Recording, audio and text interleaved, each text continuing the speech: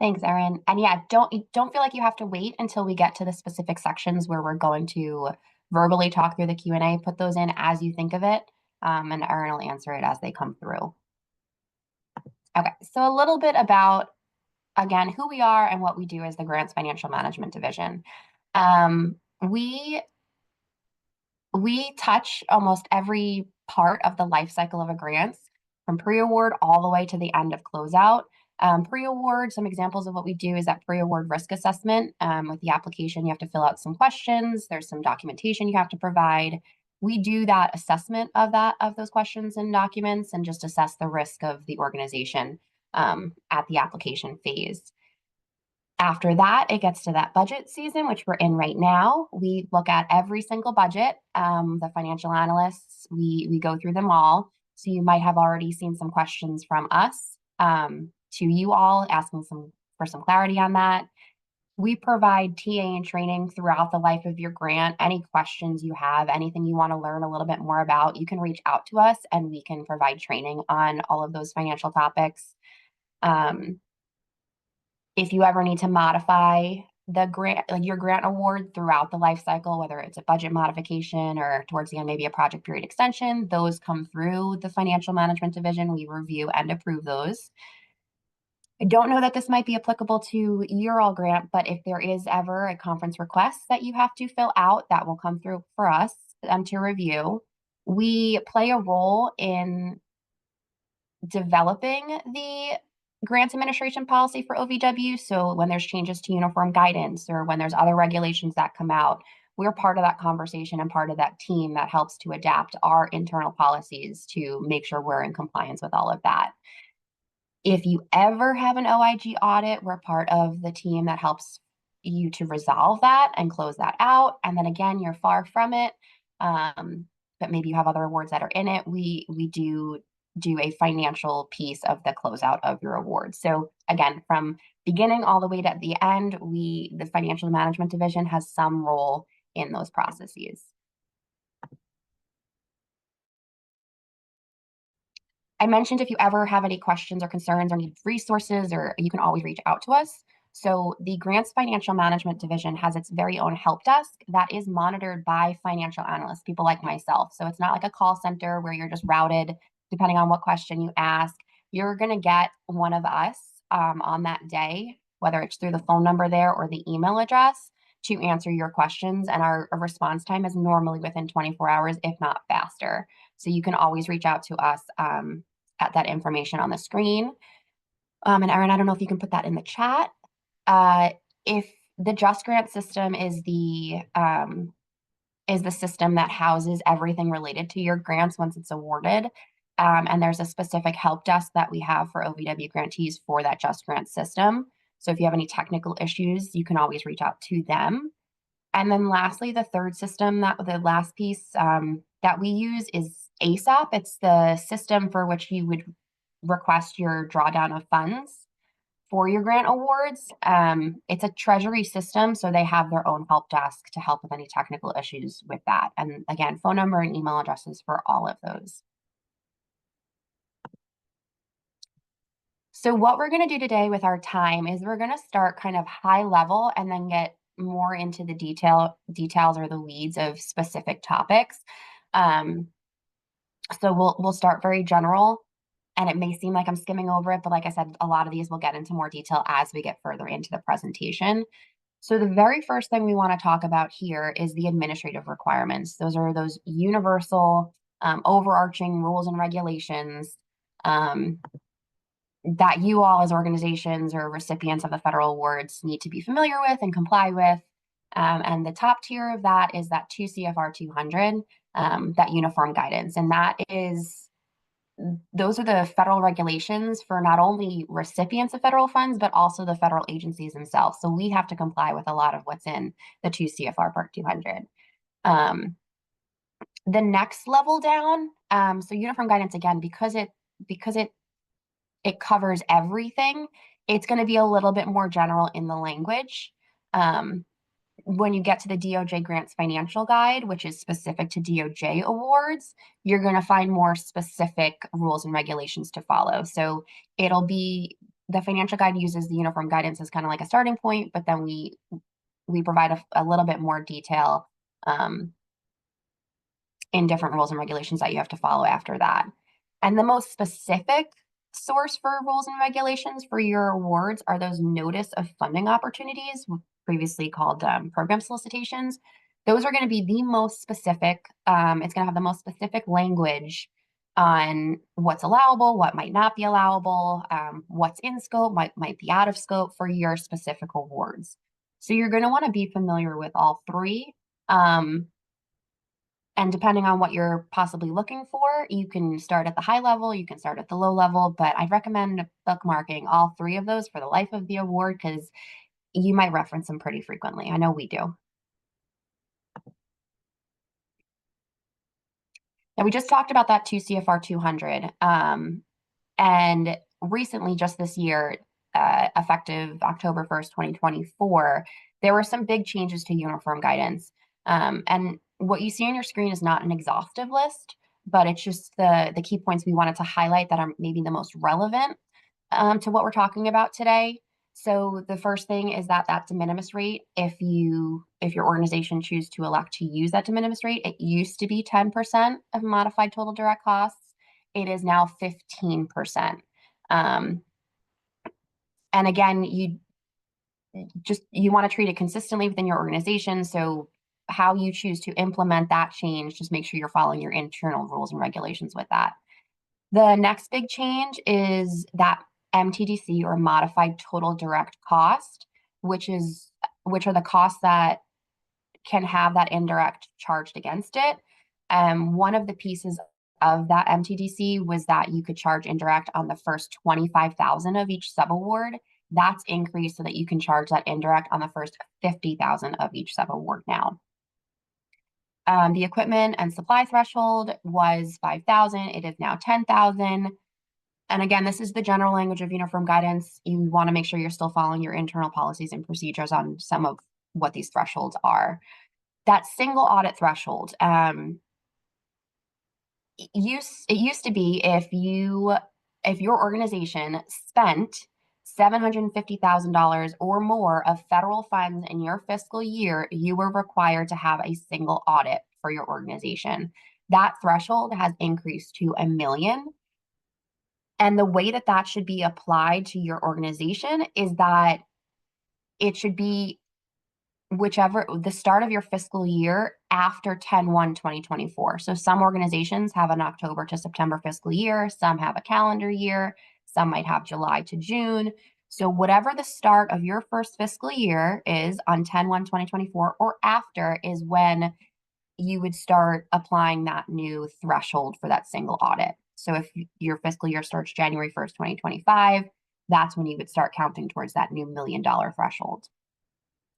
There is new language that has been added into the procurement section of uniform guidance that specifically notes about Indian tribes.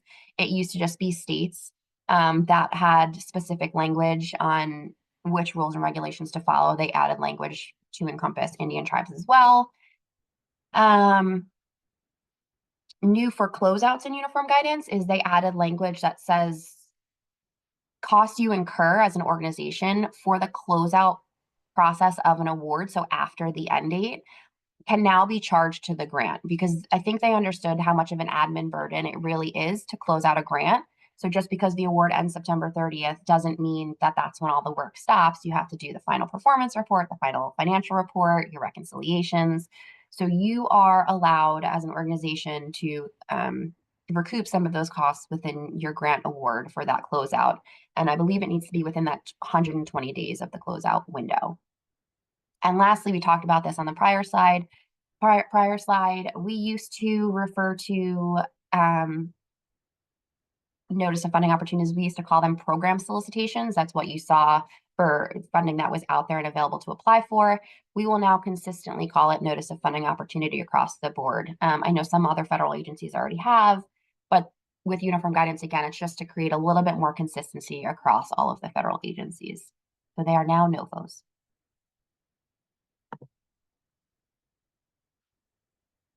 Okay, so these rules and regulations, why are they important? Why do we need to know them?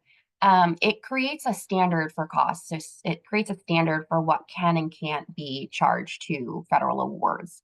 Um, it you always want to think when you're budgeting or even expending the awards, are the costs allowable? Are they reasonable? Are they allocable? Those are the three questions that we in the financial division ask all the time. So those are the first three questions you should always ask when budgeting or expending: allowable, reasonable, allocable. And those administrative requirements, like I said, they kind of set the framework for that first piece. When it comes to charging costs to any federal award, you want to make sure those costs are only claimed against one award. So you don't want to have personnel for one person 100% on one federal grant, but then also charge a portion of their salary to another federal grant. You want to just make sure it's one and only one award and there's no overlap.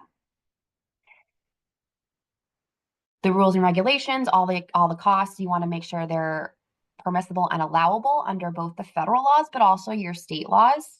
So you might have another tier below the federal, below that federal regulation that's specific to your state, might not be specific to somebody else's. So just make sure you're very familiar with that and that the costs you're charging are in line with what is allowable.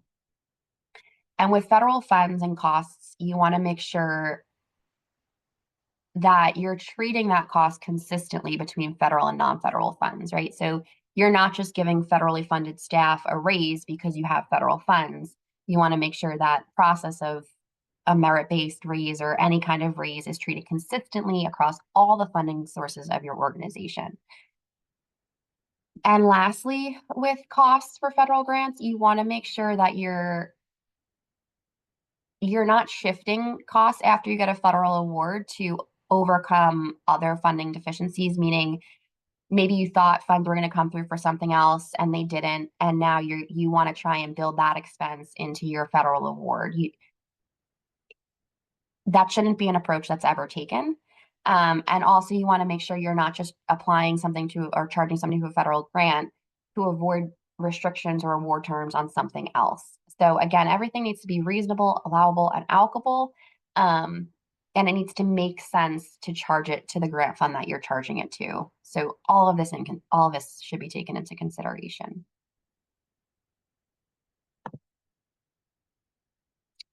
Another piece of these administrative requirements are reviews. So those can look like quite a few things. At the big level, it's an OIG audit, which is the Office of the Inspector General. We talked about that single audit.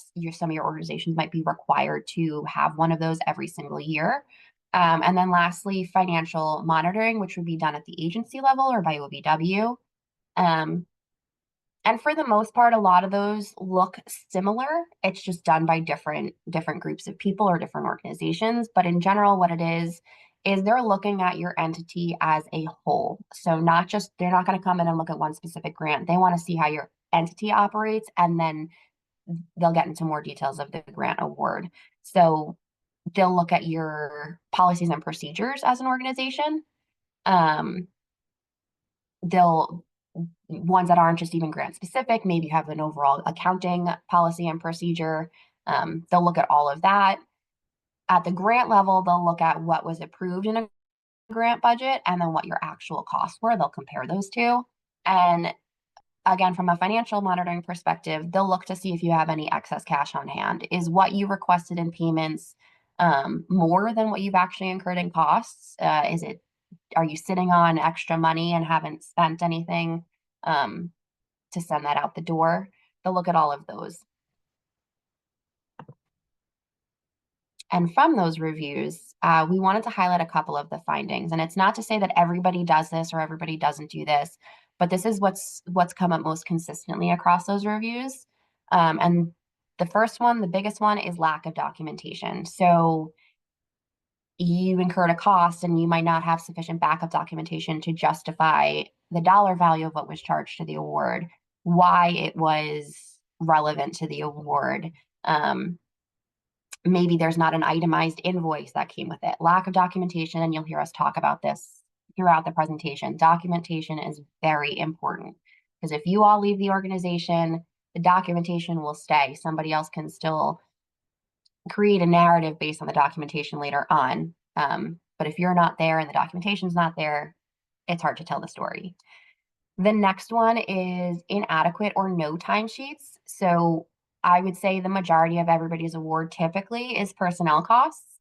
And you want to make sure you have backup to support the amount of somebody's salary that's being charged to a grant award. So not only just timesheets, but also the documentation to support the activities that they were doing that justifies their time being charged to the award. Another one is that those quarterly FFRs that you'll all have to complete and submit, the amounts reported on those FFRs don't match your internal general ledger records. So the numbers just they don't match and they don't corroborate each other. We talked about those policies and procedures. A lot of the time when they come in for review, an organization might not have all of the policies and procedures they need on all the different topics, or the policies and procedures that they have just don't have as much information as they should. Perhaps they haven't been updated in 10 years, and a lot of what's in there is just outdated. So those policies and procedures, like I said, are pretty big when it comes to the reviews. One of the things specific to DOJ awards is the flexibility you all have to move funds up to 10% of your award amount within the approved budgeted categories. So a finding is that if you exceeded that 10% and you didn't come in for the official approval of that modification via a GAM in Just Grants, that would be a finding in any of those reviews. And lastly is applying an incorrect indirect cost rate to a wrong period of time. So maybe you have a negotiated rate, but you didn't apply it to the correct periods of time that it was applicable for. That comes up in the findings sometimes too. Now, what does this all mean? They review, they have these findings. What happens at that point? Sometimes they're very minimal and it's easy to resolve. But if you do have findings and you're not able to work through a resolution on it, it is possible that certain costs could be disallowed and you'll have to repay those funds to DOJ, which we always like to try and avoid. In more extreme scenarios, you could be placed on that DOJ high risk list if there were a lot of red flags during a review. You may just come across as a riskier organization and end up on that list. There could be a hold on your funds until certain things are resolved, any of those findings. Again, in these next three are going to be kind of more the extreme scenarios, possible termination of the award. If there were some findings that fraud, waste, and abuse, or, again, more of the extreme scenarios, it could negatively impact future funding decisions. Like I said, we do a pre-award risk assessment. So looking at some of those reviews, OIG audit, single audit, we take that into consideration when we perform a risk analysis for your organization at application. So if you have significant findings, it could negatively impact future funding decisions. And lastly, it could lead to that OIG investigation, the Office of Inspector General. And again, these are extreme fraud, waste, abuse. If they think there's criminal activity, mismanagement of funds, I'm sure none of your organizations are at this level, but we just want to show you what could happen if it ever gets to that point.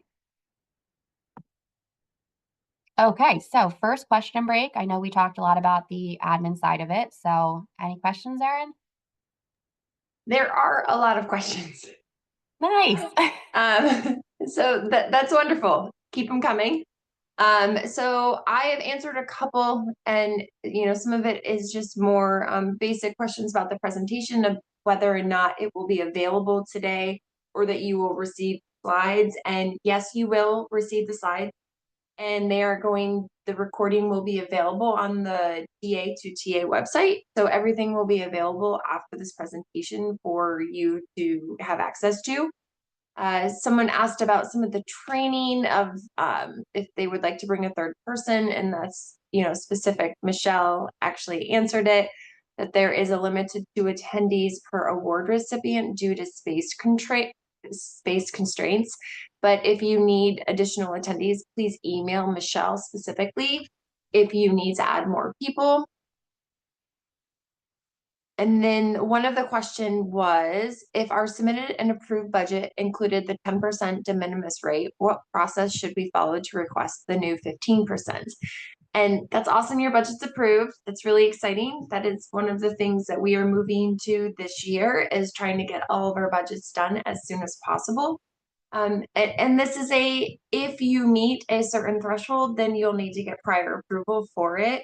And there is a slide on budget modifications, but it's actually towards the end. So I want to kind of hit on it right now. There are very limited amounts of, there's two reasons why you have to get prior approval for any changes to your budget. And that is if you're moving costs into a category that wasn't previously approved, or you're moving a cumulative change of 10% of the award amount in approved categories. If increasing your de minimis rate from 10 to 15 meets either of those categories, then you are required to submit a budget modification GAM, which will go to your OVW program specialist. It will then be reviewed by the financial analyst, and then final reviewed by me at that level. If it does not meet either of those criteria, I would recommend you make that note internally. Make sure you're keeping track of your budgeted versus actuals. And that is also another slide that Christine will speak on in a little bit. And if and when you ever meet the thresholds of requiring a budget modification, you're going to have to submit it for prior approval. But keeping track of what you're spending versus what you budgeted really does help you determine whether or not you have to submit it for approval to OVW. Another question was that Christine had mentioned that the de minimis rate should be handled uniformly throughout the organization, and that they have some grants using 15 and some using 10.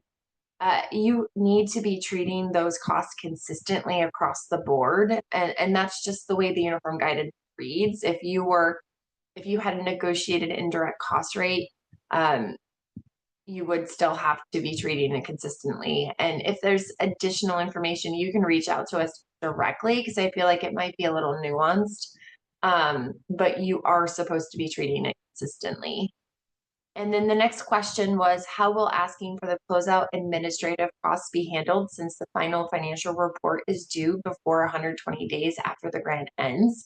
And that's actually one of the really good things that the uniform guidance with their updates did. You know, when our grants ended, you kind of had 90 to 120 days prior to the increase of time to reconcile, get all your source documentation, and submit all that report on your own dime and on your own dollars. You couldn't get reimbursement for the administrative process to close out your award. So you will have, when your grant ends, let's just say 9/30 of 2027, I'm just guessing it's a 36-month period of performance, that you will then have 120 days to complete reconciliation, make sure you have all the source documentation.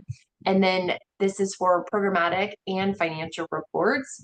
You would have to keep track of that time, and you would be able to add that to your final financial report, as well as draw down for those costs that are incurred after the end of the period of performance, because all regulations state expenditures must be obligated and expended, which means to incurred during your period of performance. So 10/1 of 2024 to 9/30 of 2027, and any costs that were incurred outside of that are not allowed to be reimbursed. But you are now allowed to charge for costs to close out your award, just those administrative costs, and get reimbursed for it. That's a kind of a long way to explain it. But we do speak a little bit on closeouts towards the end of the presentation. But you would need to keep track of it. It would need to be documented the same way you would document any cost that's charged to the OVW grant program. And then Michelle had another question in here that the two staff registered and asking for additional information about the orientation. It doesn't specifically relate to this presentation, but I would recommend that if you have any questions about your new grantee orientation for the programmatic pieces, please reach out to Michelle directly. as she will be the one that's best to answer those questions. And if you do put it in here, I will try to answer them, but I can't guarantee I have the answer, and we'll defer it to Michelle. I have three other questions, Christine, but I have to actually read through them, so I can't answer them in this. But keep the questions coming, keep me busy. I'm very appreciative of it. And so I'm going to pass that over back to you, Christine. Thanks, Erin.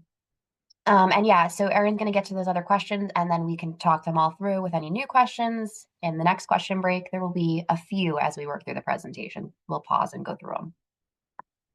So we went over the general administrative requirements, but let's talk about what happens now that you actually have the award. What do? You got the award notification. Um, So when you get the award, you want to have an internal policy and procedure for your organization on what you do. What does that look like? Who's involved in it? Who accepts it? Who's responsible for managing it? Who's going to create the award file, manage the documentation, manage the expenses? You want to have some type of written policy and procedure that documents that, so that anybody new coming in has something to look at and refer to, so that it's consistently treated amongst the different staff across the different awards. And some of those topics that might be included in that policy are creating an award file. Maybe you have a physical hard copy that you put your award package documentation in, or you have an electronic copy, or you have both. But you're going to want to have a process to create an award file where all of the documents live. You're going to want to review all of those award conditions. There are quite a few, but they're all very equally important. And a lot of the first, I think like 30 or something or so, are consistent across all OVW awards, but then they get more specific to your program and your grant award, the higher up in the award condition number it gets. But you want to be familiar with all of them. So definitely have any staff who are involved in the award management read through those award conditions. In your accounting system, you're going to want to have a process to create a cost center specific for this grant award, so that you can clearly identify the expenses and the revenue and the drawdowns and stuff that is related to this grant award and nothing else. You want to have a way of tracking your budgeted versus actual expenditures. Erin touched on this again. You have that 10% flexibility. So 10% of your overall award amount cumulatively, you can move between your already budgeted categories: travel, other costs, procurement contracts. But once you meet that 10% threshold over time, you would have to come in for a grant award modification to get that revision approved. So having a way to track your budgeted versus actuals is very, very important. So make sure that's part of your policy on what that looks like, who does it, and how it's done. And then what source documentation is required throughout the life of the grant for the different costs that you're incurring, or contracts that you're entering into. What does that look like for your organization? What documentation needs to be included? Again, having those policies for all of this creates consistency across your organization, so everybody's kind of doing the same process. But then also, if there is staff turnover, somebody has something to read through to see what that process should look like, and a starting point for how to get on track for them as a new employee. So we talked about the Word file again, digital, hard copy, combination, both. But what should be included in that? You're going to want that application that your organization submitted to get the award, what all the documentation that was included in that. That signed and agreed upon award document that's going to have all those award conditions and all the other language in it, which you can get through Just Grants. You can get a PDF if you need it virtually, or you can print it if you need the hard copy. Any MOUs, any agreements, any partner agreements that you have for your grant award, you want a copy of that. What that approved budget looks like. And then if there's any subsequent modifications that are officially approved through Just Grants, copies of those as well. Any correspondence. Maybe you reached out to Michelle to ask a programmatic question. Maybe you reached out to us at GFMD to get clarification on a financial topic. Anything that you think is relevant, that might provide some context. If somebody later on looks at this grant file and wants to know why this expense was charged to the grant or why a decision was made, maybe that correspondence will fill in those gaps and create a fuller story. So any relevant correspondence include, and then financial reports. So those have to be submitted quarterly. You can get it, you can PDF a copy of what's submitted and have that in your report, but you're also going to want that backup documentation that corroborates where you got the numbers for the report you submitted. And those are just some examples. Again, what's included in your award file might look different depending on your organization and your structure, but those are some of like the key points that should almost always be included in that. We talked about award conditions, but we have a whole slide. We have a slide specifically for it because they are that important.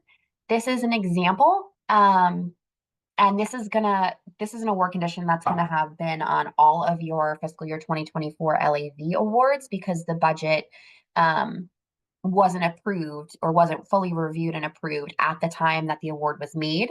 So I won't read through the whole thing, but in general, the award condition says that any costs you obligate, expend before the budget is approved is at your own risk, and you won't have access to the funds until your budget's approved, except for 10,000 of your award amount, which you can draw down and expend and request payment for related to those OVW sponsored training and technical assistance events. If an NGO is in person, you have travel costs related to that. Those are some examples of what could be included in that 10,000. But again, anything else incurred is at your own risk. So if you're paying a portion of somebody's salary and you want to charge it to this grant program, but that role or position doesn't end up in that approved budget, those costs can't then retroactively be charged to the grant. So each award condition has specific language. So you're going to want to review all of them to, like I said, understand the little intricacies of each. And one thing I will add, for award conditions, sometimes there are multiple award conditions that hold your funds. So maybe it's the conditional budget clearance and it holds all but 10,000 of your award, but maybe there's another award condition that also holds your entire award amount because there's a single audit that's delinquent for your organization that wasn't submitted in the window that it was supposed to be submitted. So that other award condition supersedes this one, which gave you access to 10,000. That other one, until you submit that single audit, would hold all of your award funds and not have anything available for drawdown. So review all the award conditions. If you ever have any questions on how to navigate them or how any award conditions, like how you should read them if they overlap, which one supersedes, reach out to the help desk, our GFMD help desk, and we can definitely help navigate through all of those questions. Okay, tracking your budgeted versus actual. We said that you should have a process on how to review and manage this. So maybe that is through your accounting system. Maybe your software is sophisticated enough to be able to track that for you. Maybe you need to keep an Excel file where you track that manually in the Excel file. But however you track it, you're going to want to review it regularly. If you only do it once a year, you might not have realized that you exceeded that 10% threshold in February until you reviewed in December. So having something on a more consistent basis, our example here is monthly, will help you identify any potential concerns or modifications that need prior approval closer to when you actually need to get that approval, as opposed to being a little delayed on it. And we always recommend, because we know that some organizations, if they're a little bit bigger or if they have a different organizational structure, there are specific program staff, specific financial staff. We always recommend that there's always close communication between the two, especially when it comes to the budgeted versus actuals. If one person's keeping track one way and somebody's keeping track another way, they might not match. There might be some discrepancies. So having that open communication and constant communication will just set you up for better success to make sure you're meeting all of those requirements throughout the life of your award. This screen gives you a sample, just what we've seen some other organizations have set up. The first section, the first column of this example is those those budget categories, those general budget categories, personnel, fringe, travel, equipment, supplies, maybe subawards in there, procurement contracts, other costs, indirect costs. So it has it by, because that 10% threshold is amongst the budgeted categories, this is why we recommend setting it up this way. So you have the type of category, then you have the approved amount for each of those categories in the next column. What's in the officially approved budget for personnel? The next column over is what your actual costs are through a certain period of time. So this one shows it through December 31st of this year, what's been spent in each category. The next one is the calculation that says, okay, this was approved, this was spent, this is what's left in that category, this is what's still available. And that last column just reflects the data in a percentage format. So it says how much of that particular category has been spent already. And we wanted to highlight the two here in red because there might not be anything wrong, but seeing something that is higher, significantly higher than the others, might be worth looking into a little bit more to make sure it was intentional, something wasn't charged erroneously. So travel, right? This example has 23% of the travel budget already spent within the first quarter of your grant award. And again, that could be okay. With new grantee orientations, if they're in person, you might have significant travel costs related to that. So it's not necessarily something wrong, but having it presented this way will just give you the opportunity to look a little deeper if something stands out as an outlier. And again, like the consultants and the contracts, it's 2%, 2.8%, very low, right? You're a quarter into the project. But we all know that the process to either competitively bid a procurement contract or to even just go through the documentation, the back and forth, and get it finalized and executed can take some time. So it's very possible that this is reasonable for where you are because some of that admin stuff is taking a little bit longer. Again, just an example, but we just show it to you so you can see how you can use this to analyze it to make sure that nothing's there that shouldn't be. Okay, so again, in that award file, we talked about source documentation. Your policies and procedures should say which documentation should be included for the different types of expenses. And then these are just some points that relate to that. So source documentation. Do you need timesheets to support your personnel costs? Do you have purchase orders for some of the supplies that you made? Do you have invoices for all the different vendor expenses that you had? Travel authorizations, receipts, etc. Again, just something that should be included in that award file. There may be, your organization may, in their policies and procedures on this, have a threshold that says if the cost is under $25, you don't need to submit documentation. We don't need backup documentation. But again, it's just reflective of what you need to maintain in that file, specific to what your organization's policies and procedures are. Okay, so that covers the setting up your award piece. Erin? We have a lot of questions. And I'm trying to remember where I stopped. I think it was about handling closeout admin costs. Did I talk about that? I talked about that one. And then the next question was, assuming that means we can and should set aside some amounts for funds from the grant to pay for this, it'll be an interesting exercise to determine how much that should be since we want to spend 100% of the award. And I put in there, you can definitely budget an amount for the administrative costs that could possibly be incurred, taking into consideration what would that entail. And to be honest, this is the first time, and you've got a couple years before you are going to enter in that closeout process. So hopefully, it won't be a lot because you'll have gotten used to that process and what you need to do to close out your award. And the next question was that the two staff, this is more about orientation, and Michelle responded. So if you have questions specifically programmatically and the new grant orientation, please reach out to Michelle. If we think we need to move funds between categories, but later realize we didn't need to and move it back, does that count towards the 10%? For example, at year 2, we expect certain staffing changes for the remaining time on the project and move 6% of funds into personnel.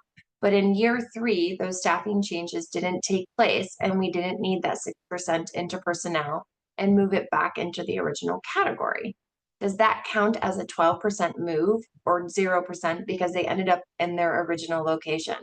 That is a really good question and a very good way for us to kind of expand in. Let's start with, you have an approved budget. Those are your approved budgets and how you're going to anticipate spending it over the life of your award. As you go through the life of the award, we ask that you keep track of the actual versus the budgeted amounts.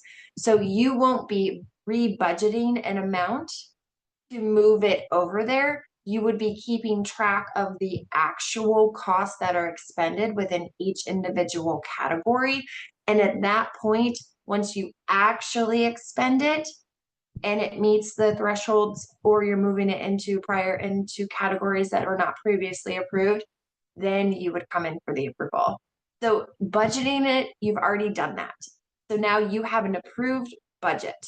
You will stick with that budget through the life of your award, but keeping track of the actual cost incurred throughout the life. And that actual expenditure threshold is that percentage.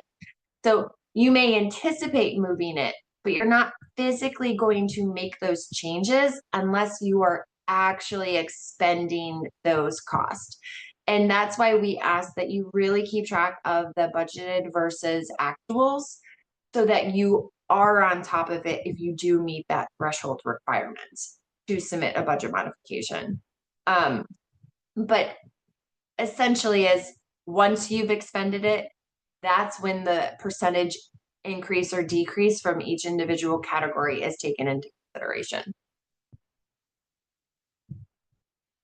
And then the next question was a really, really good question, and I'm glad that you asked it. It says it was about the de minimis rate, and even though the organization has some grants that are allocating the 10% under the old contract, the old grant was allocating 10% and the new grant is allocating 15%. That is a great question, and I'm glad that you asked it. So it's like a two-part answer. You can only claim the 15% de minimis rate for costs that are incurred starting 10/1 in 2024 and after. Any costs that were incurred, so if you have an existing grant program with OVW, any costs prior to 10/1, you cannot use the de minimis, the 15% de minimis rate. You are stuck at the 10% de minimis rate.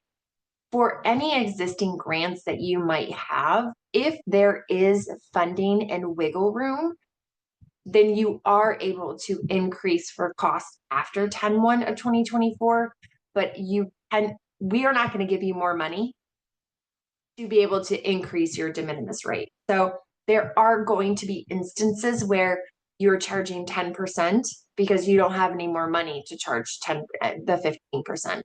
So that does clarify my comment earlier, because this is the de minimis rate. And there are some FAQs on OMB's website that they actually expanded on the use of the de minimis rate, especially when we're crossing over fiscal years and those recipients that have multiple awards that are still open. And it's up to the discretion of the federal agency of whether or not, for grants that cross over the 10/1 thresholds, and whether or not they want to allow grantees to increase the de minimis rate to 15%. OVW does allow you to increase it to 15% starting on 10/1, 2024. However, like I said before, you won't get any more money, so you'll still have to complete the goals and objectives of that award.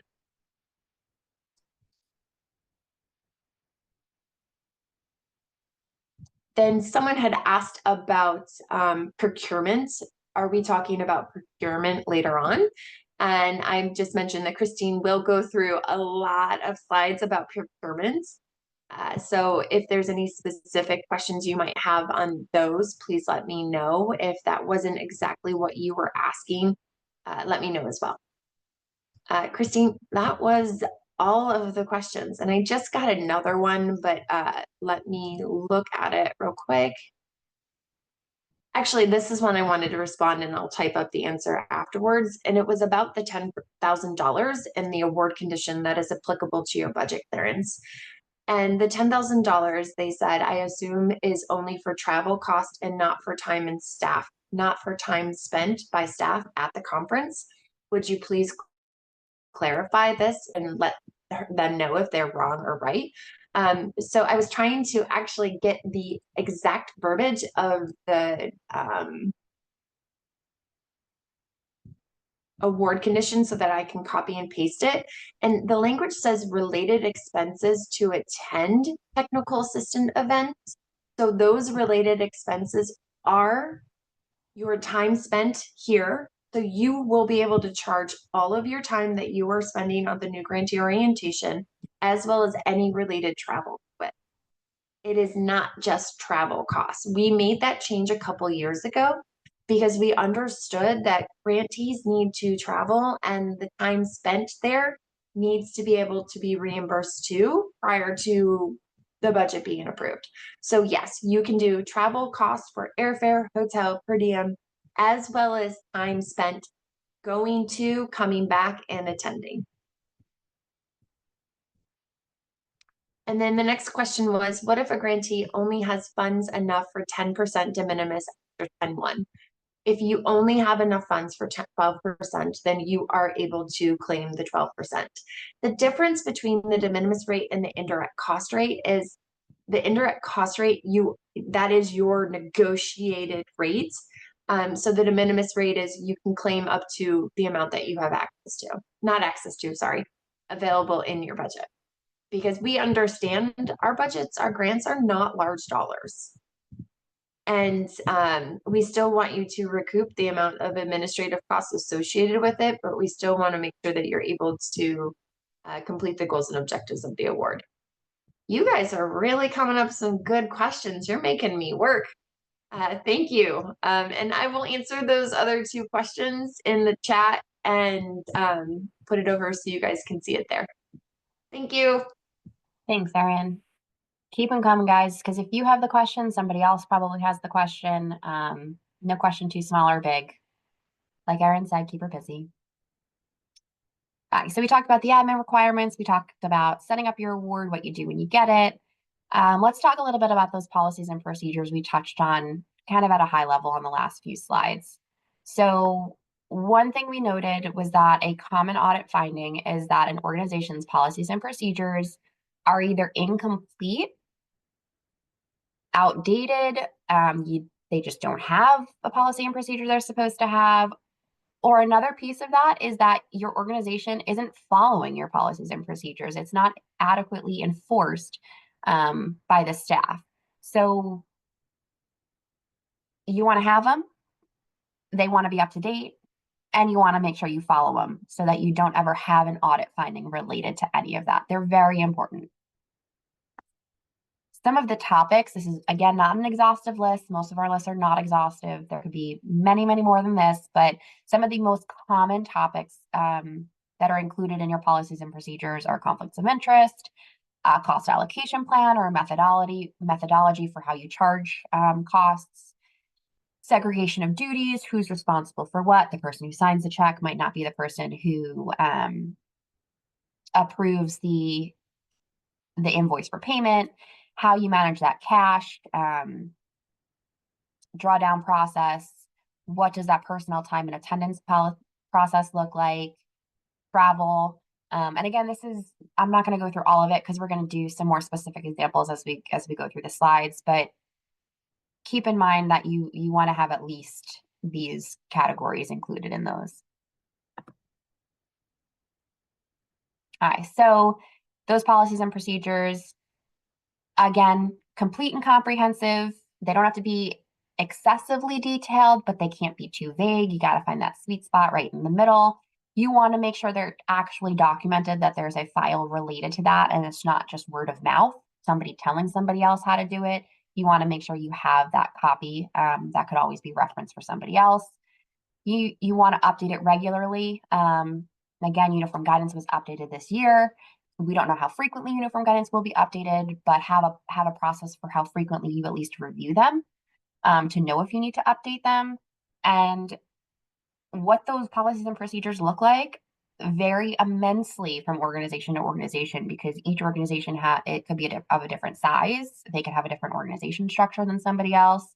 But what your organization has in policies and procedures will be relative to what your organization looks like. Um,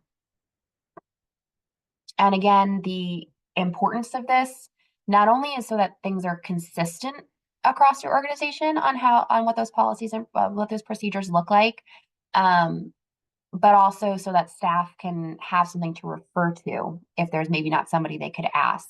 It creates a really strong foundation, again, related to that consistency and making sure that you're following those rules and regulations.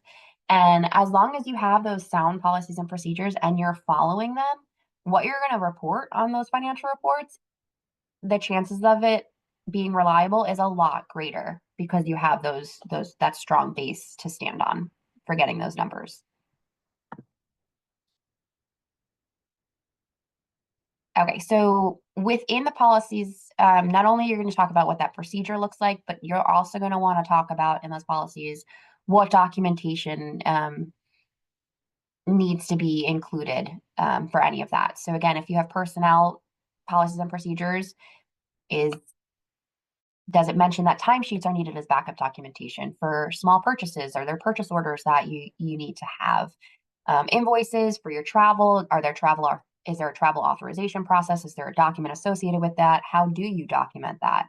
And general receipts. So source documentation, policies and procedures, both equally important, but that source documentation, again, is what's going to be there long-term for somebody to come back and look at any point in time and help make sense of why a cost was incurred and charged to the grant. So you want to keep all of that, but you don't need to send us any of that. So the financial report in Just Grants that has to be completed quarterly, there is an option to provide attachments. You don't need to include attachments. Just make sure internally on your side you have all of that. So if it ever is requested later on, you could easily provide it.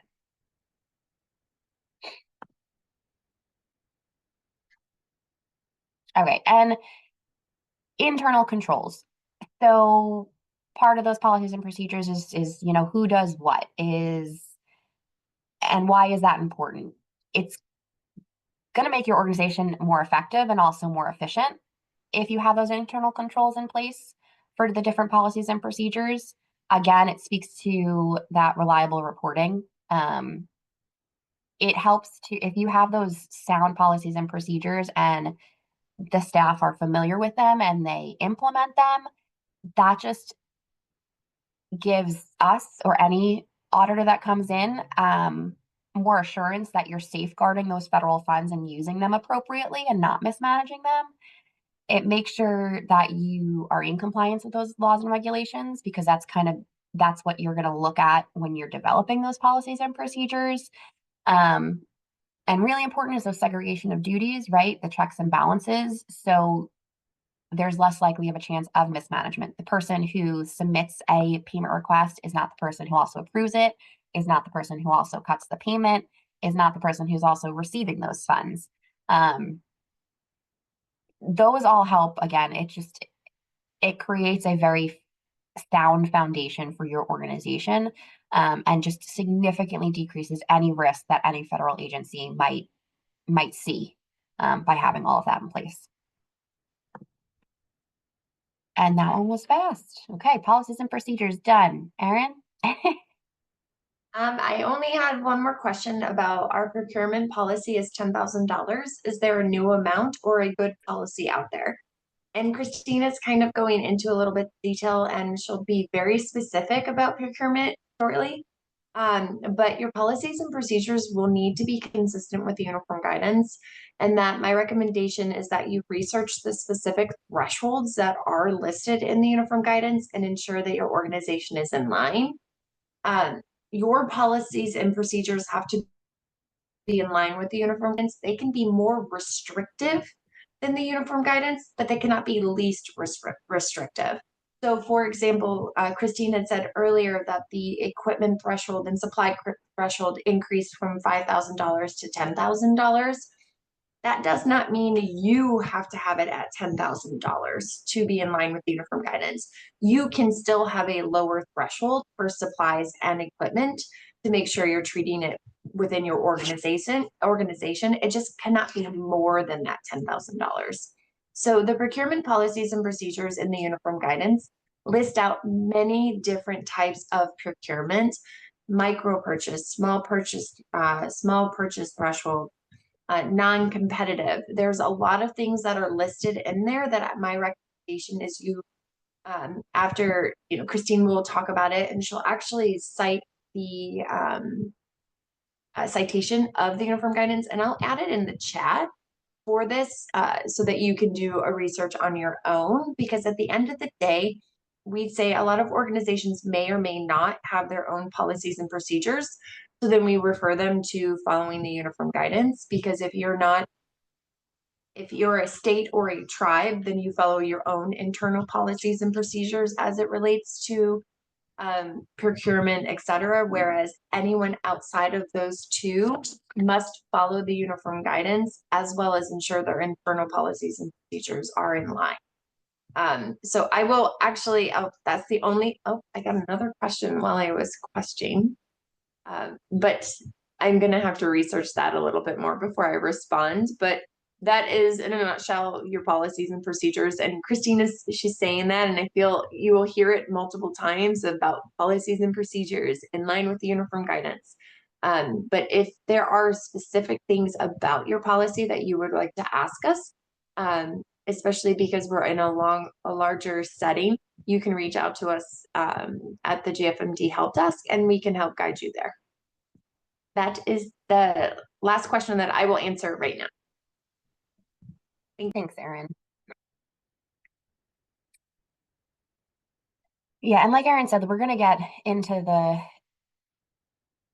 more detailed pieces of some of what we've talked about. We just like to start at more of a higher level, and then become more targeted in the topics, just because it helps to set the framework for where those details come from. So this next section is cash management and FFR policies and procedures. So we're going to talk specifically about those two types of policies and procedures. When it comes to cash management, your organization is going to want to have a process in place that minimizes the time between when you get funds from DOJ and when you disperse those for costs, right? So you don't get all of the money in advance at the time of the award that gets to sit in your bank account. It's a reimbursement basis, DOJ grants. So 99% of the time, you're going to be requesting payment for costs you've already incurred. There are situations where you may need to draw down funds in advance, and you can. The DOJ Grants Financial Management Guide has language on that, but it says that funds that you receive from us should be dispersed within 10 days of receiving those funds. Otherwise, there's potential interest payments or costs that could be due. So make sure your policy and procedure has something in place that minimizes the time, so you're not sitting on excess government cash. You always want it as close to or nearest to zero as possible. And we actually, the Grants Financial Management Division, quarterly, we actually look at all of the OVW awards, and we see what their cumulative payments are as of that quarter end date and what they're reporting as their cumulative expenditures are on that quarter's financial report. And we do an analysis to see if it looks like you have excess cash on hand. Did you report that you spent $100,000, but you've requested payments of $150,000? So we do an analysis, and if you meet the criteria for having what we deem as excess cash, you will be contacted by one of the financial analysts just to figure out what's going on. And there may be an explanation for it. Maybe it was an error, but we do a review just to be more proactive with it. to kind of help you all in the long run so that it's not potentially an audit finding later on if somebody comes in for a review. So cash management, just remember you want as close to zero cash on hand as absolutely possible. Okay, so those financial reports that I've referenced quite a few times already. A common misconception about the financial reports is that you're supposed to report what you've drawn down from the ASAP system, and that's not the case. What you're reporting on those financial reports is what you've actually spent. So that comes from your general ledger records, right? We can see through the ASAP system, we can see what you've received in payments from us, but we don't know what your general ledger is saying you've spent on this grant so far as of that quarter end date. So it's going to want to match what you have in your accounting records as of that quarter end date. And they are cumulative. So while you file the report quarterly, we want to know costs cumulative to that date. So the December 31st report, it's going to be for costs from October 1st, 2024 to December 31st, 2024. That next report, that's through March 31st, 2024. What you're going to report are costs from October 1st, 2024 through the new quarter end date of March 31st, 2024. So realistically, each quarter, that number should always grow or stay the same if you haven't spent anything in that quarter. But they are going to be cumulative from the start of the award date to that quarter end date. And just a note here that what you report on those FFRs in any kind of review by DOJ, whether it's a site visit or a desk review, one thing that will be looked at is the values that are reported in the financial report and what your general ledger or what your accounting records are showing. They will be compared to see if they actually match, to show where you got that number from.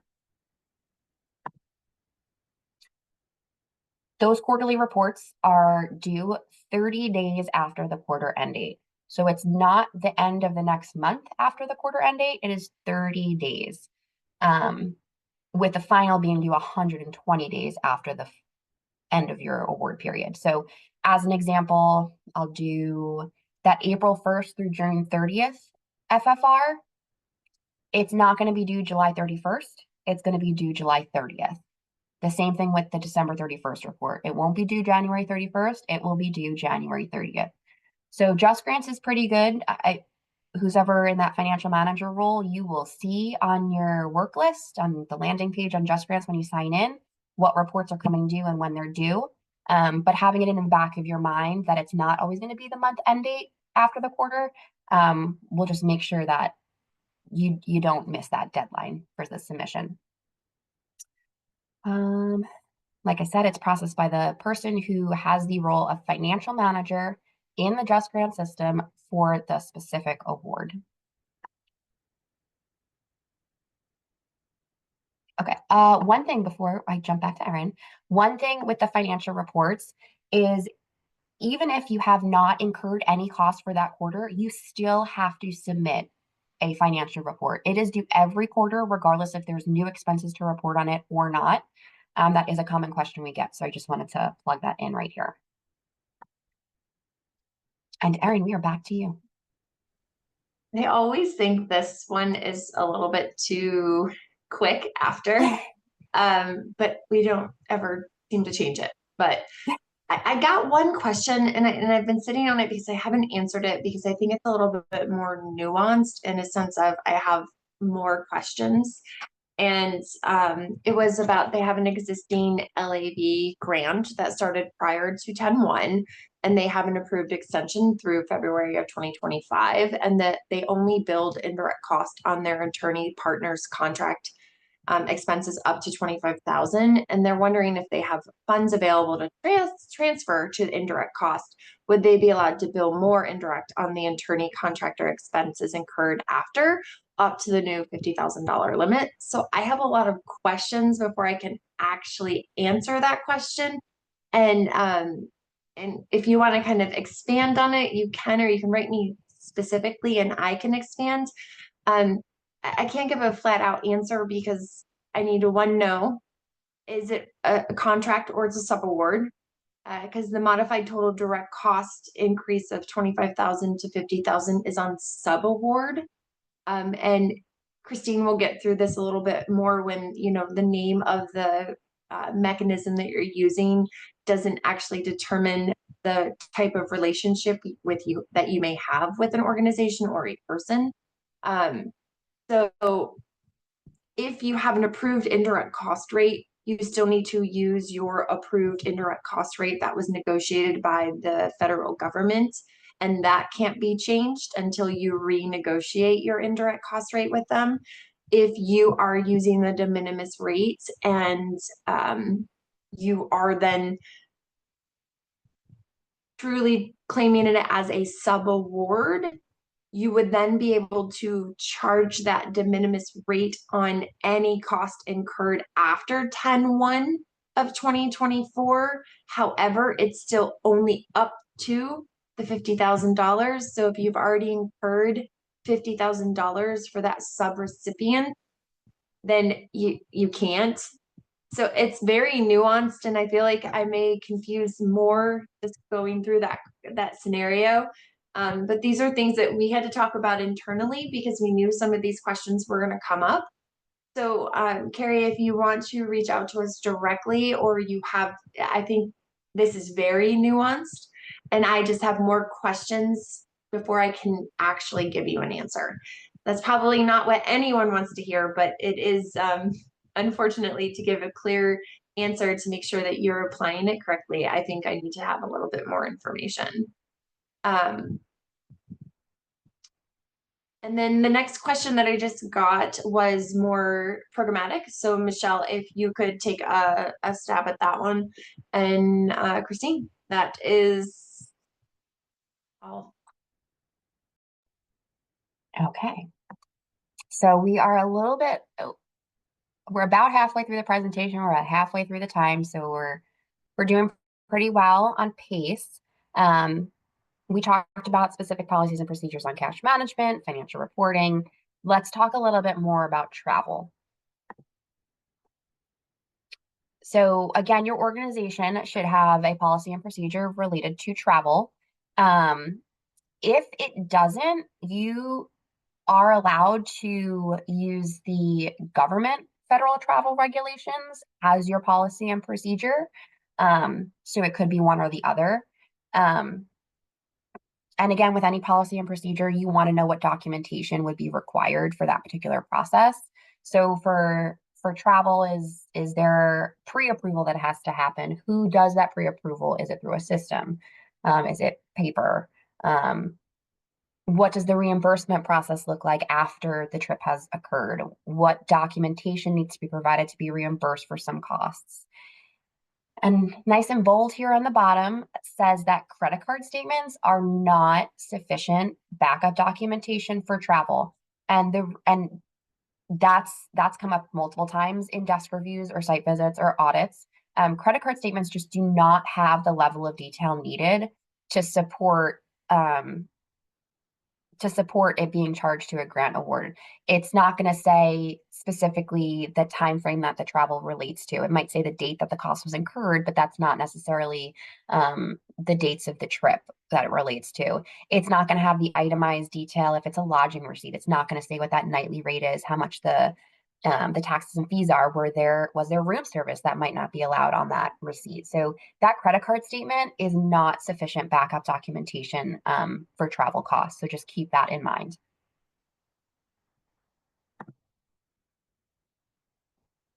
Okay, so we said part of the procedure should walk through what that pre-approval looks like.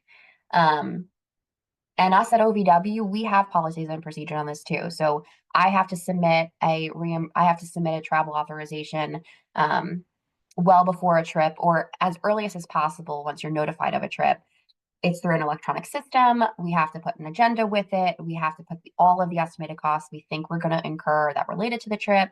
It gets routed to my supervisor, Erin. She reviews it. There's other levels of review and approval, but we have a documented policy and procedure on what that looks like. So for your organization, you're going to want to capture that as well. So how far in advance does somebody need to request approval for travel? Who's going to be part of that approval process? What's the order of the review and approval? Do you have an electronic system that this needs to be through? Is it a paper form that is routed for actual signatures? And what needs to be included in that? Is it an agenda? Is it how detailed do the estimated costs need to be? Um, so that's at the pre-travel stage, right? So you go through that, you want to document that, you want to have that, and again, treat it consistently across the organization, not just because it's federal funds. It shouldn't be very strict for federal funds, and there's no policy and procedure if you're using internal funds or another funding source. Keep these policies and procedures should umbrella across the organization for all funding sources.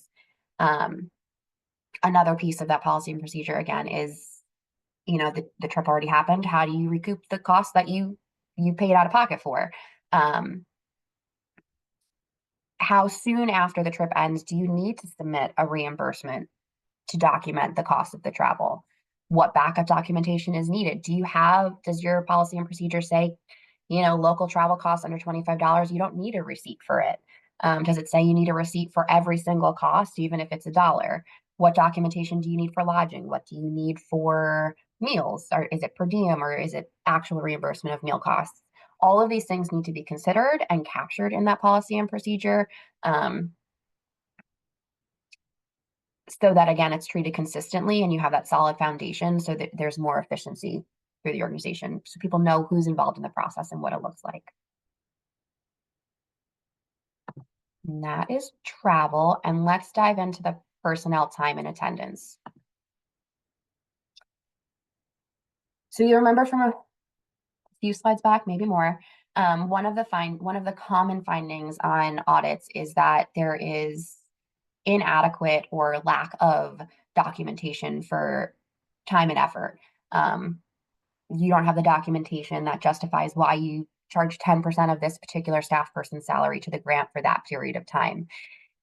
Your policy and procedure is going to want to include the documents that should be included to support those costs. So timesheets, activity reports, not just that 10% of their salary was relevant from October to December 31st, but also what were they doing that justified that 10% was related to this grant program? What does that activity look like? The amounts you charge you're going to want, so what's in your general ledger are going to want to match that backup documentation. Again, if you're charging 10% or 15 of their 40 hours, whatever that works out to, that backup documentation, that timesheet should match what's in your accounting records. Each budget that has personnel estimates the amount of effort that each staff person is going to work towards the goals and objectives of the grant award. But when it comes to actually charging those and incurring those costs, they need to be based on the actual time that that person worked on those activities. It should never be based on just the budgeted amount. So just because you had 10% budgeted doesn't mean that it should be 10% every single pay period through the life of the award. Maybe there was a pay period where they did 5% of their time. Maybe there was a pay period where they did 15% of their time. What you charge should always be based on actual time and activity.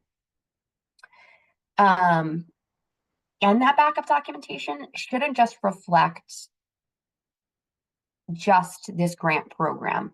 It should reflect their total time. So it shouldn't just say they did 15 hours for this particular activity and this grant on this grant award for this time period. Where if they're 40 hours a week, that documentation should have the full picture of the 40 hours. Say 15 was for this, 20 was for this, 5 was for this. We want to see the big picture. Again, just to make sure that there's no overlap, that you're not exceeding that 100% effort. That just helps to secure that you're spending the funds and appropriating it reasonably and within the rules and regulations. Again, make sure you always follow your written policies and procedures and follow those internal controls to assure accuracy. So we get asked pretty frequently if there are standard timesheets that an organization should be using, and we don't have standards.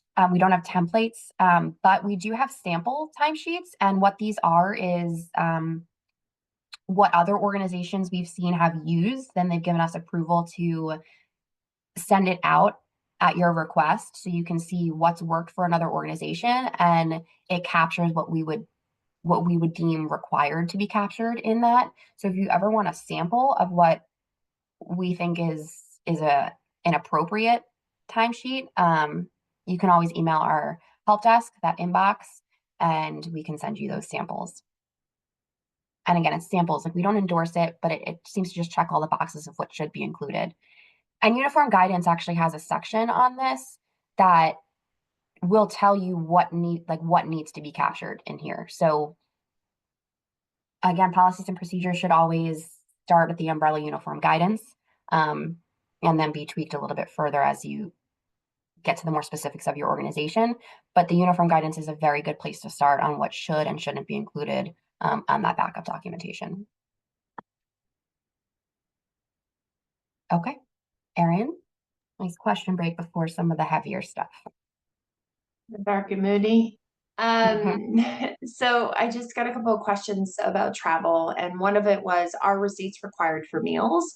And you'll hear this throughout a lot of the presentation, especially when we're in person, we're asking the questions. It depends. Depends on your internal policies and procedures. What is required? If your policies and procedures require that, then yes, you do have to maintain receipts for meals.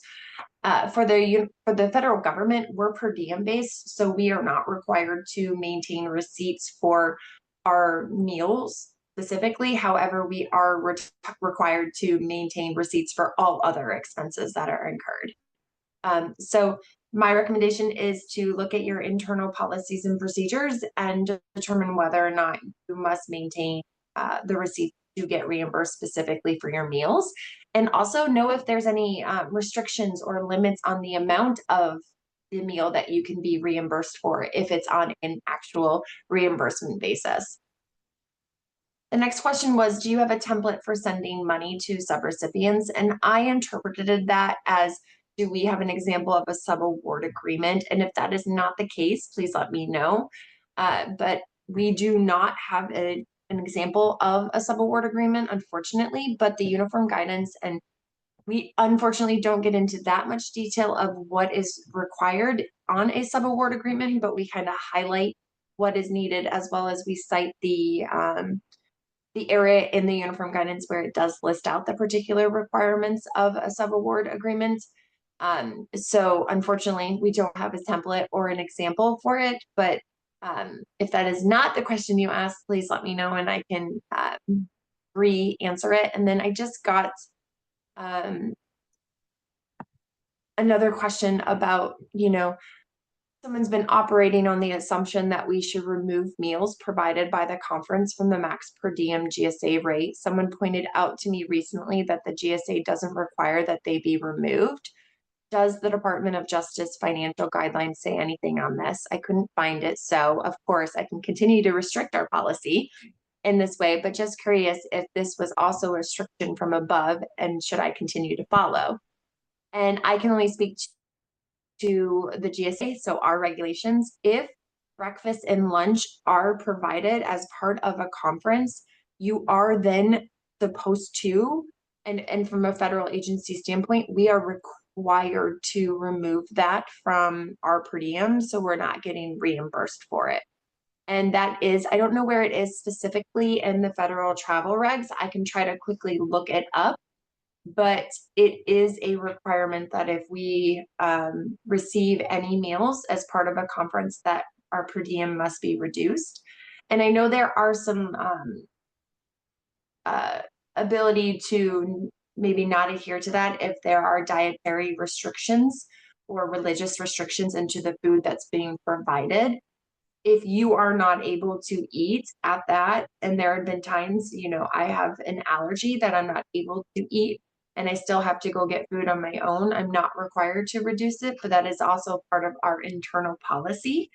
So again, follow your internal policies and procedures, and I will try to find where it says on the federal travel regs, it's in the OMB section, or OPM, one or the other. Sorry, my mind is 2:30 on a Eastern Standard Time on a Friday. I will try to find the citation for you and put it in there for you. But for general comments, yes, if you do receive breakfast and lunch, then you are required to reduce it from your per diem. There is another question, and I think this might actually be a Michelle question of there's a follow-up question, who would benefit the most from attending the new grant orientation conference? Will budget and accounting be covered, or is it more programmatic oriented? And I will tell you, we will not be there. So this will be more programmatic. This is where we are providing all of the financial specific items. So I don't know, Michelle, if you wanted to expand on that. Yes, hi. Thank you, Erin. I came off mute. Everyone, hello, this is Michelle, and I am in the midst of typing my response to Nancy, but for everyone listening, I will just share that the new grantee orientation, the presentations there are geared toward those individuals, the key project personnel who will be providing direct services. So those individuals on the project who will be providing legal representation, advocacy, case management, etc. The sessions will be led by many of our training and technical assistance providers, sessions on everything from confidentiality to economic justice, trauma-informed representation, those types of things, very nuts and bolts, practitioner oriented information. I hope that helps. Thank you. Thanks, Michelle. Mm-hmm. Okay, so we said we're going to get into a little bit heavier material. And I only mean that because this is more of a hot topic and there's a little bit more gray area involved. So usually more questions associated with it. So what we're going to talk about now is subrecipient and contractor determinations. When do you use one? When do you use the other? So a consultant's contract and subawards is just the mechanism by which you pay the organization or person you're getting into an agreement with. And it's based on the nature of the service that's being provided. So subawards, the organization that you subaward with is taking on the responsibility of carrying out some of those programmatic activities of your grant award, whereas a contract is going to be a procurement by your organization for a particular good or service, and that includes consultants. So that substance of that relationship is really the key in determining whether it's going to be a subaward or a contract. And that's more important than what you call it, right? So a lot of people call subawardees, they say we have a contract with them. So you may have your own internal language that's used. But again, from our perspective, you want to make sure you classify it correctly in the budget so that we know the nature of the relationship, because there's other things that are tied to it once you determine that nature of the agreement. So what is a subrecipient? Again, like we said, a subrecipient, they are taking on part of that those programmatic activities for this federal award that you're receiving. So the funds you're passing them through. You get the funds from us, you pass it through to another organization to take on those activities. So they are a federal pass-through awardee. Whereas a contractor, that contract that you enter into with an organization or an individual is just that instrument, that legal document that that sets the stage for the purchase of property or services that you need as an organization to carry out your programmatic activities. So do you need to contract with a web developer for building a website for part of like outreach or whatnot? So that's the general definition of each, and just keep that in mind as we work through the other slides. So because there's a lot of questions that we get on is this a subaward? Is this a contract? We recommend as an organization to have within your policies and procedures on this some type of checklist that asks some questions that are going to help better steer you towards the right determination of agreement that you're going to get into. And again, the reason that it's important at the onset to decide whether it's a subaward or a procurement contract is because there's, with subawards,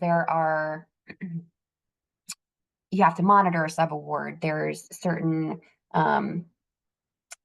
processes you need to go through to enter into the agreement. Procurement contracts, again, they're not gonna, you have to go through your procurement contract method to determine who you're gonna get into an agreement with. A subaward, you're not, it's a partner organization, and they'd be held to some of the award conditions that you're held to.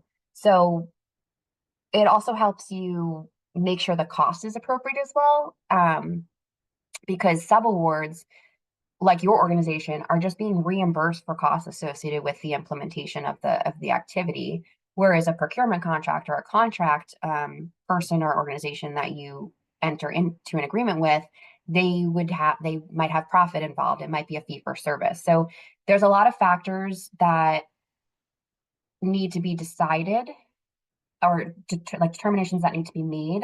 And you don't know which determinations you need to make until you know whether it's a subaward or a procurement contract. Okay, so this next page is just a sample of what a checklist, some of the questions or topics that will help you better decide. And we typically say that an MOU partner is a subaward because, again, they're taking on a piece of that programmatic activity towards those goals and objectives of your grant program. So what you see on the screen is the characteristic in that first column, and whether that characteristic means that it's a subrecipient or a contractor. And having something like this in your internal process, again, we'll just make sure you're consistently identifying which agreement should be used, but also that it meets like the definition of what each one is too. So again, MOU partners are generally considered this, which is subrecipient. So subrecipient is yes, contractor is no. Is the organization you're partnering with, are those federal program requirements and terms and conditions, are they going to apply to that organization? If they are, that's a subrecipient, right? They have to follow those same award conditions that you have on yours, those federal rules and regulations. That would be a subrecipient. Are the funds that they expend in this agreement going to count towards that single audit threshold, right? Which is now $1 million. If so, that's a subaward, right? Any federal pass-through funds that counts towards that single audit threshold, that's a subaward agreement. Are you required to report as a direct recipient that agreement? Are you required to report it in FFATA, which is it's a Federal Transparency Act, and it's part of the requirements of subawards. If you have to report on FFATA for that agreement, then it's a subaward agreement. And the last one that is more a characteristic of a subaward is that they are reimbursed for actual costs incurred. Again, it is not a fee for service. They are not making a profit on this. It is actual staff time. It is actual fringe. It is actual travel. It is actual other maybe administrative costs. If that is how it is structured, then that is a subaward. And the last three on here are characteristics that are more of a contractor. So do they follow your procurement standards? Do you have to do competitive bidding? Is there a sole source process involved with it? That would be a contractor. Do the contract provisions in 2 CFR 200 apply? A contractor. And again, can they earn a profit on it? Is it a fee for service? That's a contractor. So this is just a sample. But having something like this internally is going to help, again, make sure your organization goes through that process consistently and accurately. Okay, and that is the sub-award process. Now we will get into procurement contracts as well, some more details on that, but we'll take a pause here to see if there's any questions. There is one question, and I haven't had a chance to answer it. It just came in, is that if you have an existing relationship with a contractor consultant and they are written into your project, do you still need to follow procurement requirements to get bids? That's actually a really good question, and I started getting that a lot at the underserved orientation this past week, sorry. And so when you enter into an agreement under federal funds, you still need to follow procurement policies and procedures. And I am assuming that you did not, I understand that you have an existing relationship with them, but you still need to ensure that that relationship was based on policies and procedures and in line with it. Going through of, how did you procure your relationship to begin with? We're not going to ask you to go back out and now recompete it because now you have federal funds. I think that would be an additional burden on the recipients. But we do ask that you go through your policies and procedures and make sure it's in line with and documented and how you entered into the relationship with this organization. So you don't have to rebid it. I would recommend to go through policies and procedures as well as the uniform guidance to see how it fits under which type of procurement. Because there is a non-competitive bid process within the uniform guidance. And if it meets that criteria, then that would be the bid that you would be following, or that procurement process that you would be following. But again, unless I don't know your internal policies and procedures, so I can't answer it specifically. But I would recommend to go through, document what you used, and make sure that it was in line with that. And that is the only question, Christine. Thanks, Erin. Okay, so we will dive into the procurement policies side of that.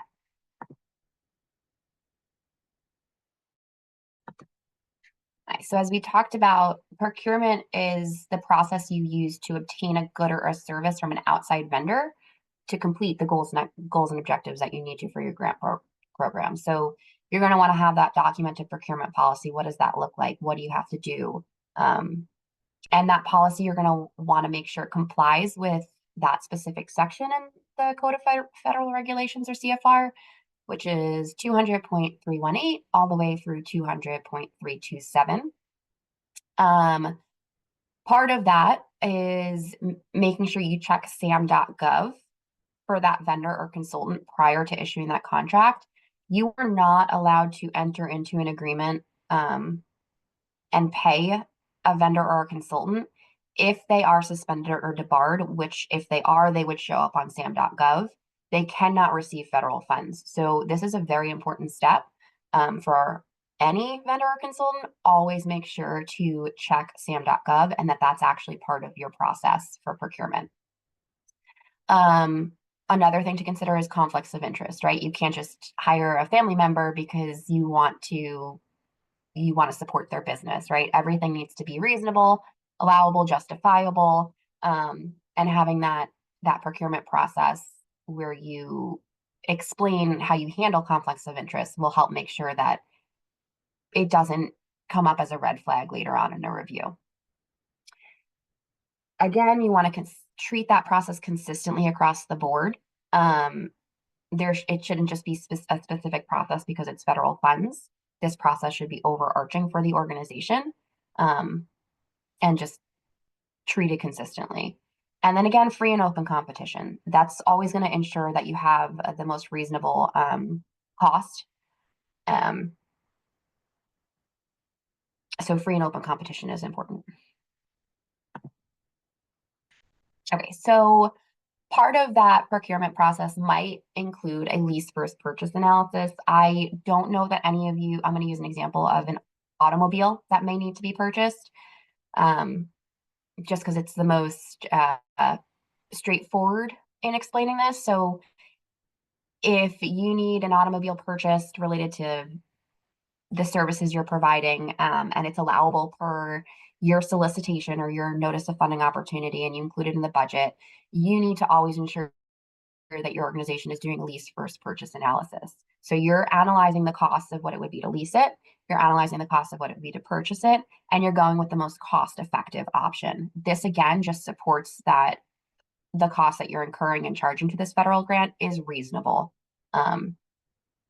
So lease versus purchase for certain things, depending on the type of purchase. And then maintaining the documentation for this procurement process, right? If you got 3 bids, make sure you have the documentation that shows what those 3 bids were. And maybe you didn't go with the cheapest one, but you went with the middle one, and there's specific services that the middle cost company provides, but that the lowest cost company doesn't. So document not only the different maybe bids you got, but also document why you chose who you went with for that particular contract. The contract should outline the payment terms. Is it fixed price? Is it based on deliverables? Is it an hourly rate? You should always ensure that the payment terms are defined in that contract, and that's just going to reduce any risk that your organization might face later on. You don't want a consultant or a contractor coming back to you later on saying, "Oh, well, we had all these extra costs, so you need to pay us this too." If those payment terms are outlined very clearly in that contract, it's just it could help prevent any further issues later on. And then lastly, the procurement, just make sure you avoid obtaining unnecessary or duplicative items. So again, everything's just reasonable. Okay, so consultants specifically. For consultants, they're providing a service, and you always want to make sure the rate that consultant is being compensated is reasonable. And something like competitive bidding will help you do that. So have a process for making sure that the rate that's being budgeted and eventually paid is reasonable. And it should be based on that consultant's experience, maybe their education level. Let's say it's a lawyer, experience in education, and the current market conditions, right? So the cost for maybe a consultant in Los Angeles, California is not going to be the rate maybe in New Orleans. So all of these different factors should be included just to justify the end rate that's being chosen. One thing that's mentioned in the DOJ grants financial management guide is a threshold amount for consultants of $650 per day, which equates to $81.25 per hour on an 8-hour day. And what we find is a lot of organizations think that this is a cap amount, or it's a standard rate that should just be applied to all consultants being paid with federal funds. What this rate is $650 a day or $81.25 an hour. It's just a threshold that would require prior approval. So if we want you to pay the consultants what they're due, what they're worth, as long as it's justifiable and reasonable, but if it exceeds that rate, we just need you to come to us for a prior approval, documenting all of that to kind of check some boxes off. So again, it is not a standard rate that should be used across everybody. It should always be reasonable and based on that particular consultant's expertise and the market. It's just a prior approval threshold. And if you do have an instance like that, how that is approved is through a programmatic grant award modification in Just Grants, or a GAM. I think it's just a consultant rate threshold approval. Okay, questions, Erin?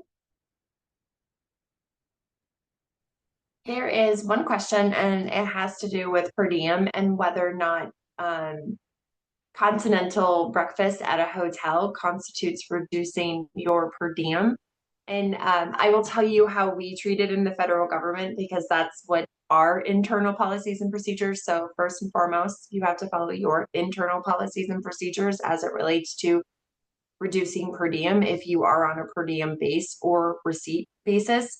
But for us, we are not required to reduce our breakfast per diem if the hotel is offering that complimentary breakfast, because it doesn't necessarily equal what you would have for the breakfast. And so we do not treat it that way. And that is the only That's it? question. That Okay. is the only question. Okay, let's keep going. We have about 17 minutes left and just a few slides to go, so we're almost at the finish line here. So circling back to subawards, one of the things that I mentioned when determining the mechanism to pay a partner is the reason it's important to decide whether it's a subaward or procurement contract is because with subawards, if they are designated a subaward, you need to, as the federal awardee, manage and monitor those subawards, similar to we at OVW, how we manage and monitor you all as direct recipients. So that particular section of 2 CFR 200, the 200.332A, will outline how you need to clearly identify the agreement as a subaward and what information is required to be included. So definitely refer back to that section of 2 CFR 200 to make sure that your policies and procedures on what's included in a subaward agreement meet at least the minimum of those requirements. Another piece that's specific to a subaward agreement is that the same way that we at OVW evaluate the risk for the applications that come through, the risk of the organization, you all, when you're looking to enter into a subaward agreement with an organization, you need to evaluate their risk for noncompliance with those federal rules and regulations. So have you had a subaward agreement with them before? What did that look like? Were there issues that arose? So that's something to look at to evaluate the risk. Maybe they met the threshold for single audit. You would ask them if they met the single audit threshold. You can look that up on the Federal Audit Clearinghouse site, and you can see if that single audit report shows that they had findings, and does it make them riskier based on those findings to enter into a subaward agreement with them. Does that subaward organization, is it all brand new personnel or majority brand new personnel, or did they just restructure, which may open windows for a little bit more inefficiency in the management of federal funds? And then, have they ever had an OIG audit or a bigger audit? And what was the result of that? So these are just some examples of how you can evaluate their risk. But you need to evaluate their risk. You need to, because they are going to be managing these federal funds, and we need to make sure that it's not going to be mismanaged. Same with procurement contracts. Always check sam.gov if they are suspended or debarred because of prior activity. They will show up on sam.gov, either the organization name or maybe the key contacts within that organization. They will show, and you will see them as suspended or debarred. And if they are, you cannot enter into that agreement, but you have to check. And let's say you did all that risk analysis and you say, everything seems in line, or they're medium to low risk and we're going to proceed. You, as the prime awardee, subawarding to them, you can add certain conditions to your agreement with them that helps to alleviate some of that risk, right? So maybe you want them to submit backup documentation for all of their invoices every time to make sure they're not mismanaging the funds, or something is in there that shouldn't be.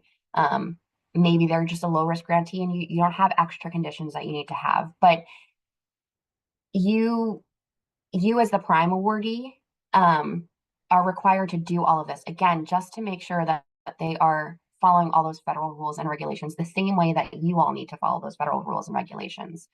So the last few on here, you need to make sure that they're audited as required by subpart F. Do they need that single audit report? Are they current on that single audit report if they do need to have it?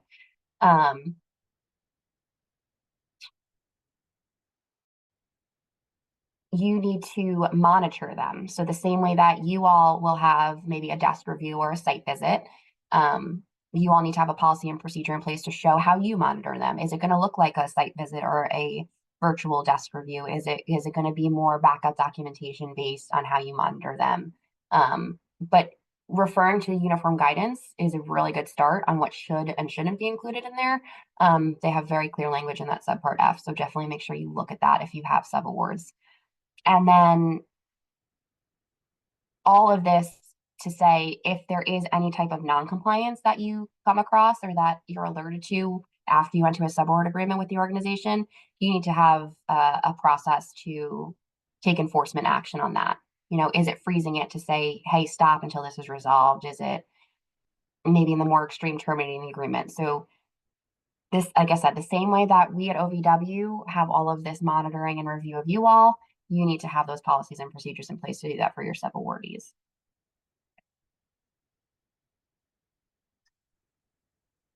All right, so this is specific pieces that need to be included in the monitoring that you're going to do of your subrecipient. You need to review the financial and performance reports. Again, if anything on an audit or a monitoring case showed any deficiencies, maybe a policy and procedure was inadequate, you need to be able to address that with the organization to figure out how they're going to correct it. And then issuing management decisions for audit findings. So all of this is pieces that need to be included in the monitoring.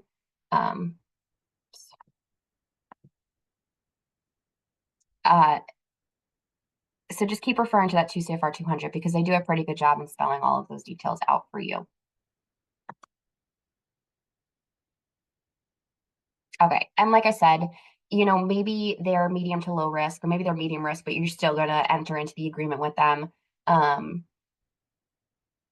The monitoring might also include some additional steps. So maybe you're going to provide training and technical assistance. Maybe this is the first time they've ever had federal funds, and you're going to walk them through what a financial report should look like and what you expect, and you're going to train them on it so that you know that they have the information and knowledge that they need to be able to do it successfully and within compliance. Maybe you're going to do on-site monitoring to really make sure that you're alleviating any kind of risk that might have been identified early on. And then arrange any agreed upon procedures. Again, that can all be included in that subaward agreement.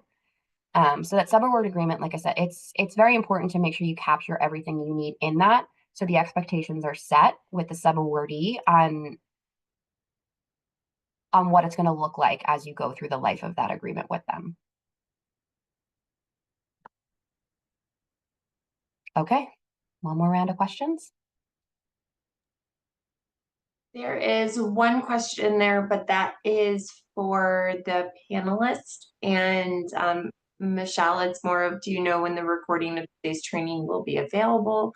Other LAV training recordings have not been released yet, so just wanted to know the timetable.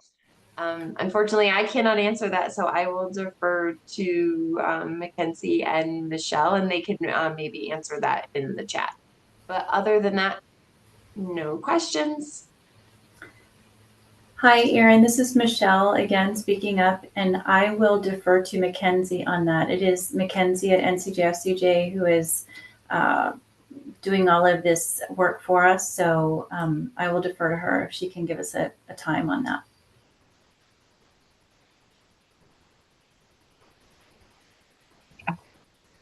Thanks, Michelle. Mackenzie, I don't know if you want to just put that in the chat or in the Q&A, but I will move forward. We talked a lot about policies and procedures, the regulations, the administrative requirements.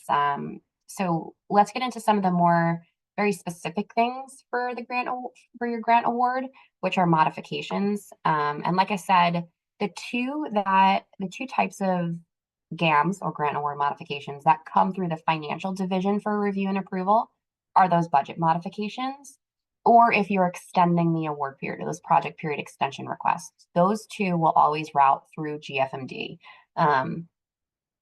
And let's get into a little bit more specifics on the budget modification. So Erin touched on this earlier, but there's two scenarios that would result in you needing to submit a formal budget modification request through that GAM in Just Grants. If you are moving funds into a category that previously had no funds, so you had no procurement contracts, but you now evaluated it and you say, okay, we need to move X amount from other costs into procurement contracts, that would require a budget modification because procurement contracts previously had $0 in it. So it doesn't matter amount in that case. It could be $5. But if you need to move money into a category that had 0 before, regardless of dollar value, it needs a GAM. The other one is that cumulative change of 10% or greater of the award amount. So the example here is that you have a $300,000 award. Any cumulative changes for 300,000, for 30,000 or more, you would need to submit that GAM. So maybe the first year of your award, you only moved 20,000 around, and year 2, you moved another 10. You would at that point within year 2 need to submit that GAM to reflect those changes. And the good thing with at that point is if you get to that 10% threshold and you submit that GAM and everything's approved, that budget in that GAM is your new approved budget and it resets that 10% amount. So keep that in mind if that may apply to you all.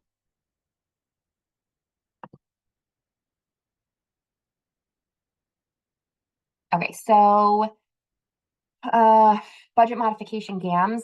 We do an attachment-based budget. There are some older awards that had a web-based budget, but for you all, for 2024 awards, everything is attachment-based. So it'll look very similar to what you submitted for your original budget approval. You'll have your budget file with the details, the categories, the individual expense lines, the related narrative. A budget revision budget needs to look exactly like what an original budget would look like because that becomes the new budget. So you can't just reflect what changes you're wanting to make and nothing else. It should capture the total overall amount with all of those changes in it. Also, what you're going to want to include in that GAM is an indirect cost rate agreement if you have one and if you're claiming indirect costs based on that. Include all applicable indirect cost rate agreements, especially if the rates changed over your fiscal years and your award spans over those fiscal years. And then lastly, just for your knowledge, a budget modification GAM first goes to your program specialist. So it's reviewed programmatically first by a couple people, then it's routed to the financial side and it's reviewed by a financial analyst and then Erin. So there are a few steps of review and approval once that GAM is actually submitted. Okay, so that covers GAMs. You all are far away from it, but we want to give you the full picture here in this presentation. So we're going to talk about that closeout and the record retention piece of it. So for closeout, you have to have a final financial report, may also be referred to as SF 425. Sometimes they're used interchangeably. So knowing both is helpful. Final progress report. Part of what that closeout process should look like is to review your award conditions and make sure you satisfied all of the award conditions. Are all of them marked as in compliance? And that's something you can see in the Just Grant system. There's a specific award conditions section, which is helpful. You're going to want to, there's a financial reconciliation. You want to make sure all of your records are in order. And all of the costs are appropriately captured within your general ledger for this grant. So perform your financial reconciliation to make sure those final numbers on that final financial report are accurate.